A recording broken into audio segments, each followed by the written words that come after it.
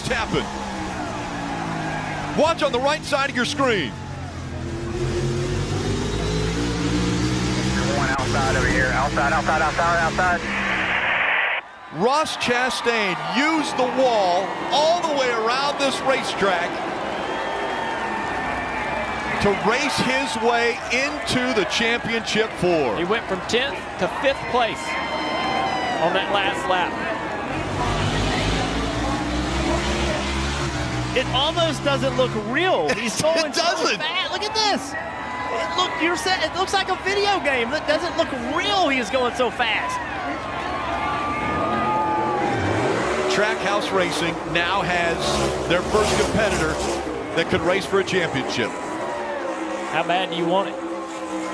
That's how bad. I can't even put into words how amazing the move he just did. Not just the move, but what had he seen, felt, or thought, processed that was a move even available? I mean, think he waited to the last corner of the last lap of the transfer race till you could hear the engine on the rev chip, and out the window, I'm with you, Rick, I couldn't even process what I was seeing. It was a once in a lifetime, a once in a generation type move.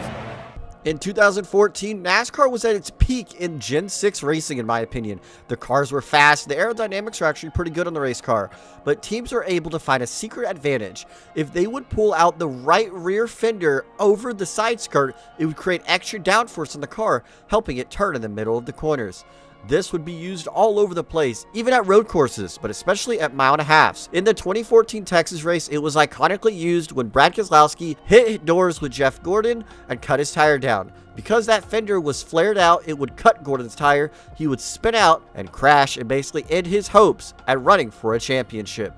This created an ultimate chaos after the race when a fist fight broke out. After this Texas race, just 2 weeks later was the end of the season, and NASCAR banned from pulling out side skirts for future races permanently. Hard leads this race with just a little less than 100 laps to go, and the number 26 car of Brett Bodine has come in for what could be his final pit stop. We pitted a little early, got our fresh tires. Now we're a lap behind because of the green flag stop, but then the leaders all started to pit. It kind of happened late in the race through a cycle of some green flag pit stops with the caution coming out. Spin down in turn one, Kenny Wallace. Kenny Wallace, with about 80 laps to go, he gets into a crash, and that brings out the caution. Well, here comes the pace car. The pace car picks up Dale Earnhardt as the leader. Earnhardt was behind Bodine. The confusion began late in the race when those that were running up front made green flag pit stops. That gave the lead to Brett Bodine, and then the yellow came out. Now watch closely on the left as the green car of Bodine will pass by, and the pace car instead picks up Dale Earnhardt as the leader. What happened was we had lapped Brett on the racetrack. A caution came out, and theoretically, he was on the tail end of the lead lap. 26, I want you to, you're going to end up being the leader. 18 laps of caution are going on now because NASCAR is trying to figure out where the scoring error was. Brett was raising Kane on the radio.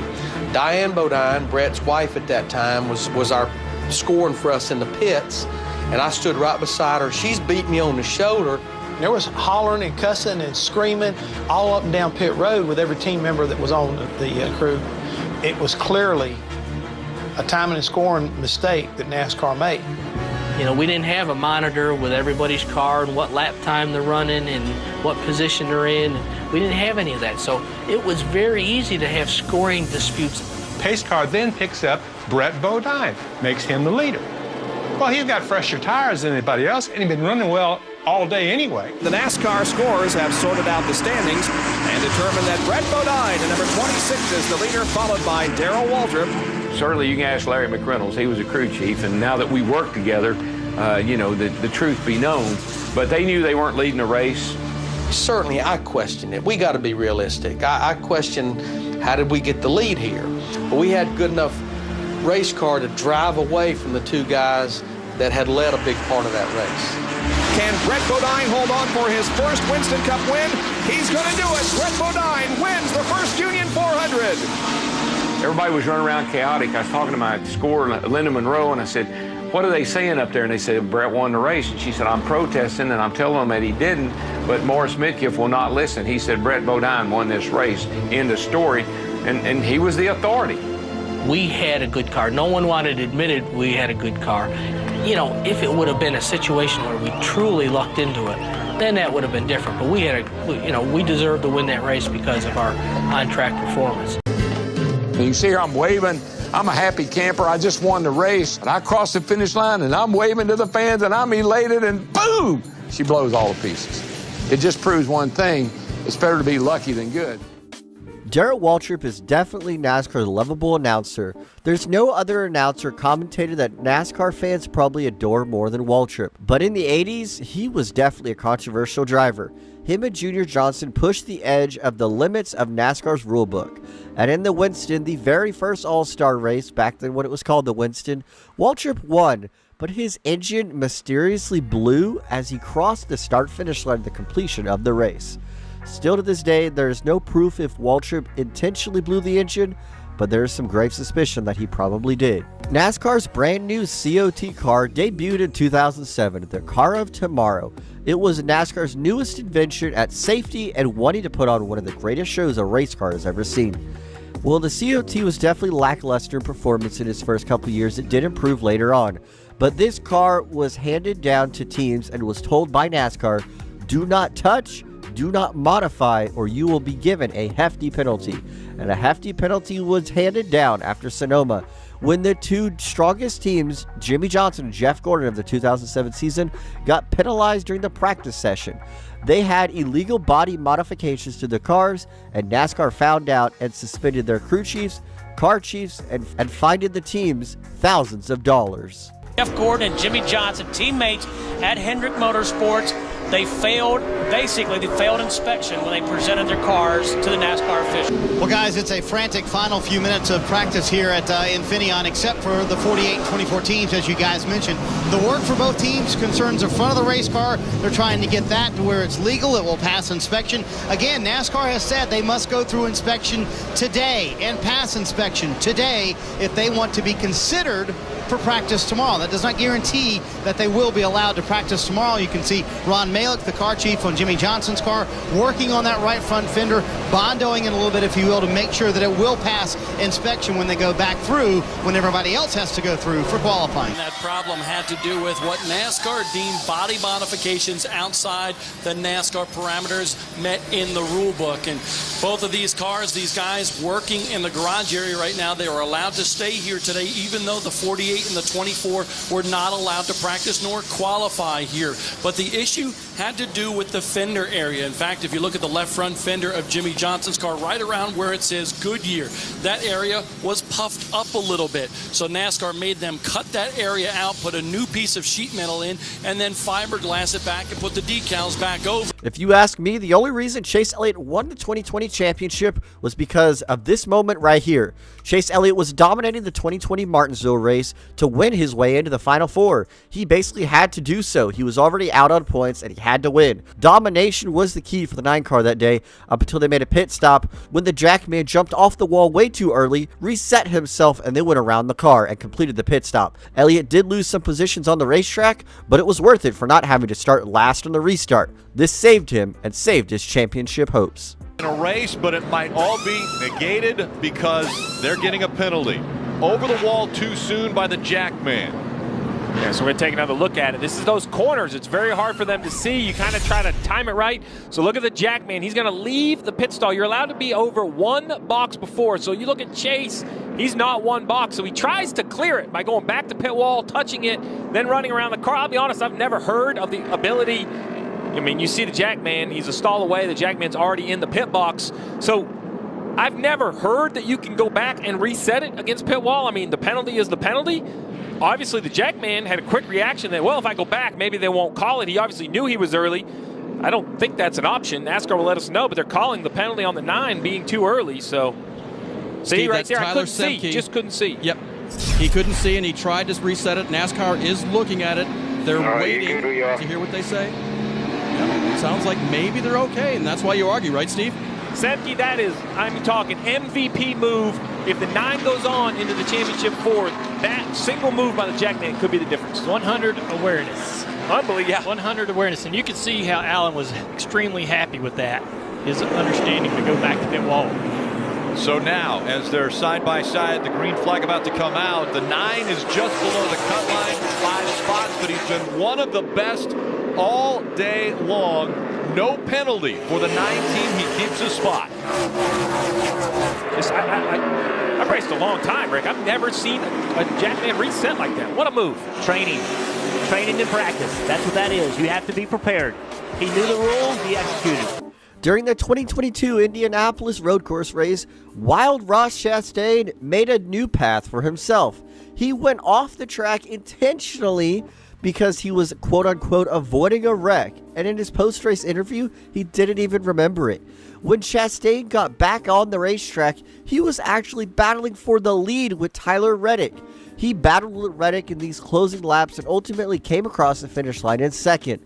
But it wasn't going to stand as NASCAR realized what Chastain did and disqualified his second place position, putting him last on the lead lap. Ultimately for Chastain, this move didn't work out, but it honestly was a valiant effort at trying to gain some amazing track position and a win. Oh,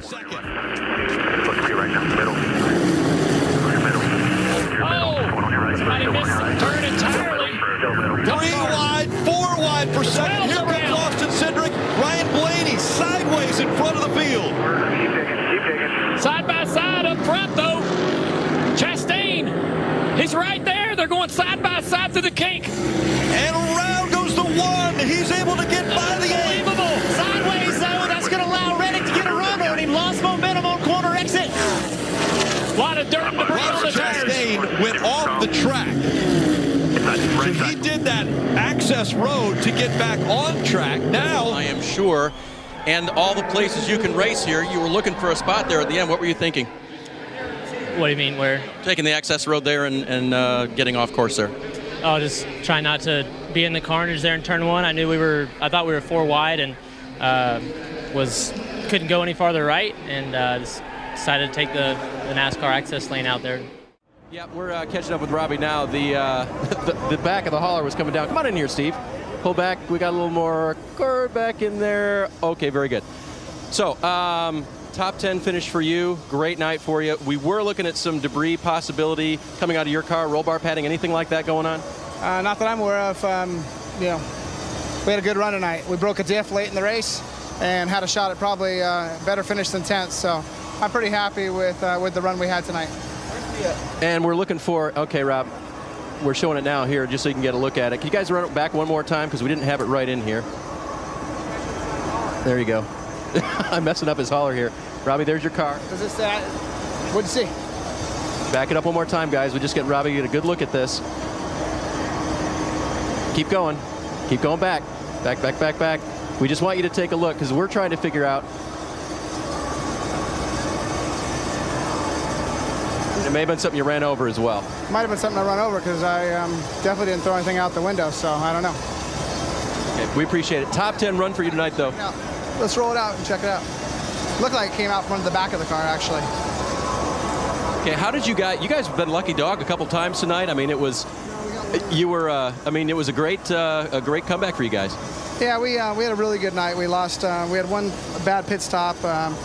We lost a lap with that, and that hurt us. And, we had a good car. We had a top 10 car all night long. Just started last, and it was hard to get all the way back to the front. Great. We appreciate you taking the time, Rob. Thanks. Gordon, before they come around the next time, they will not pass it. And Michael Waltrip. Jeff Green is involved. Jeff Gordon spinning down the inside. Gordon is in the grass. They're racing for the lead at the head of the pack, double wide. Stay below the white line. You got some people out there. There you go. Sterling Marlin, he's got damage. He must have hit Gordon. Well, I'm sure he's checked. He may have been wondering how that right front damage looks. The car. Sterling Marlin is jumping out of his car. He's going around to look at the right front fender. But, he can't do that. You can't work on your car under the red flag. That's the NASCAR rule. Pull it off a little bit. You're not allowed to work on your car under the red flag. Elliott Sadler looking for his second win in the Camping World Trucks. Michael Waltrip has never won in a truck, but he's won here twice. Here he Coming comes. to the finish line. He got him. Mikey, you got him. All right. Hell yeah! Hey guys, look at the rear spoiler on Mikey's truck. Michael Waltrip He doesn't have a rear spoiler. has won his first ever Camping World Truck Series race 10 years to the day of his first Daytona 500 I can't believe I'm up here doing this race, and he's out there doing that, what he does, and here we are again, 10 years later. What an iconic win by Michael Waltrip, but in my opinion, I don't know if I would consider it a very legal one. Technically, the truck did pass post-race inspection, somehow, but his spoiler was basically flat. When a NASCAR spoiler is flat, it creates massive amounts of speed they're able to carry down the straightaways. So Waltrip was able to have a good run after he pulled out from Elliott Sadler to take the victory. I mean, it's fair because it happened on the racetrack, but this is still one of the most wildest things that I've seen in NASCAR, to have a truck win like this that obviously probably shouldn't pass inspection, but NASCAR just didn't care, I guess, because it was a good story. This is by far one of the most infuriating races I've ever experienced at Richmond. Seeing Martin Truex Jr. get cheated on a restart with Denny Hamlin jumping it, only for NASCAR not to throw a penalty because Fox, the TV camera, didn't even see it. It's something beyond me, and so something inexcusable that we cannot have happen anymore. This was unacceptable, and everybody knew Denny Hamlin jumped the restart, but I guess since Fox wasn't broadcasting it, it didn't make an outrage until Martin Truex said it in his post-race interview. In the restart box, well, you see Martin chase him all the way down there with the side draft, trying to hold him at bay so he doesn't get clear. Denny ran him up the racetrack a little bit. Still there, side by side. Still holding tough on the outside, Martin Truex Jr. And, you know, I don't know. He jumped the start and then just used me up in turn one. So definitely sucks, but, you know, a good solid day and another car capable of winning. So we'll just have to come back next week, try to get him again. Thanks, Martin. Yeah. Loopholes are not new in NASCAR, and especially back in the early 2000s, teams were trying to find the advantage over one another when NASCAR was at peak competitiveness. And Jeff Burton, during the All-Star race, found one of the coolest strategies I've ever seen. Burton's pit stall was right before the start-finish line, and in the All-Star race, you had to make a mandatory green flag pit stop. So what does Burton do? He does make a mandatory green flag pit stop at the very last second because his pit box was right in front of the start-finish line. So he wasn't able to finish the stage until after he made his pit stop. It was a pretty genius move, and I'm pretty sure it was banned after this. We didn't miss something, did we? I don't think. Steve Park and Mike Wallace have lost touch with the pack. So it's between Ward Burton, Ryan Newman, and Jeff Burton pretty much as to which other driver does not advance to segment 2. Well, he's got to come to pit road this time. He's down on the bottom of the racetrack. He's not coming. Darrell, what if your pit was before the start-finish line, you pitted on the last lap, and you only had to jump across the line? Yeah, because the start-finish line goes all the way across the road. That's what he's going to do. That's what he's going to do. That's what I'm trying to say right now. They're on a strategy move right here to make that pit and just go across the start-finish line, and they'll be good. Wow, this is either crazy or brilliant. We'll see here in just a second. Here he comes. All right, he's coming to pit road now. And he has a 26-second lead on Jimmy Johnson. Here it comes, guys. How about that? And what he'll have to move about 50 yards to cross the start-finish line. Dick Berggren. Well, here comes Burton now. Let's see if that's in fact what he's going to do. It's going to be a 4-tire change mandatory. Frank Stoddard just calmly sits on top of the box. His crew chief watching all this go on. No fuel. Of course, they don't need it. They don't have to go very far. Burton now slow in the left rear. Here he goes. Ward, Steve Park, and Mike Wallace will be headed home at the end of segment 1. But now we'll have to check with scoring because our monitor's showing 41 laps. This was a 40-lap heat. Now he's back up to Jeff Burton's second. Now things have been reordered. Jeff Burton slips across the line. He is second to Jimmy Johnson. I have got to tip my hat to Frank Stoddard. I can't wait to see him after this race regardless because that was a brilliant call. It was brilliant. It was brilliant. Pit before the start-finish line, so when you make your mandatory stop, you only have to go 200 feet. How about that? There he is. How'd you come up with that, Frank? Well, you know, we didn't have a whole lot of stuff to do today, and the clutches slipping, and we won that race right there. But I don't know. We just thought about it. You know, all the guys got together. We wanted to come up with something different here, see if we couldn't get something out of them, and almost pull off a win right there if the clutch wasn't slipping. It's the Winston. Something different always happens. This time, Stoddard snookered him, Mike. Well, guess what? Next year, there'll be a rule against that. Better believe it. So, along with the 4 cars that crashed, Sterling Marlin, Bobby Hamilton, Dale Jarrett, and Rusty Wallace, Ward Burton, Steve Park, and Mike Wallace will go to the house. Jeff Burton and Frank Stoddard, amazing pace. They came across the line at 45 miles an hour to finish second. You don't see that anywhere else.